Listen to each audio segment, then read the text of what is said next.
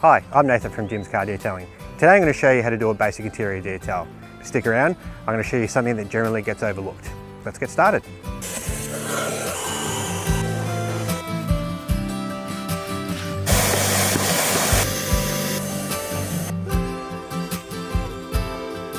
Is your sock? No.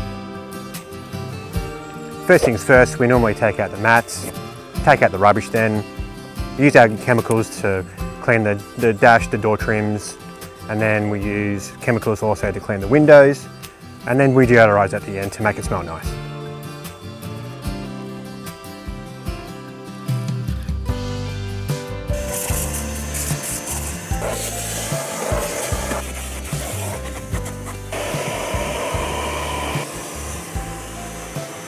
Now this brush is actually really good because it has saved my life that many times when you've got excess dog hair. In terms of, let's say that there's 4 or 5 dogs and there's just completely covered in dog hair, you brush, and it's really, really easy to use. So it has saved me a lot of time.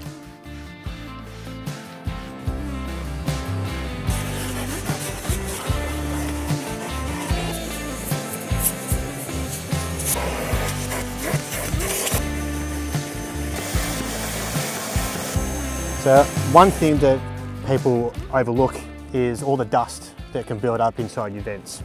So one way that detailers use to clean this is a brush. So the idea that we use a brush is because one, it's nice and soft and it's long and it's actually easy to get to all the dust and all the dirt. So generally what happens over time, things get stuck in all these plastic bits and it builds up. So another good reason that we have a brush is to get into all these areas. Here's a fun fact for you. If you actually drop milk, please get onto it straight away. The quicker you get onto it, the less chance it's going to start smelling.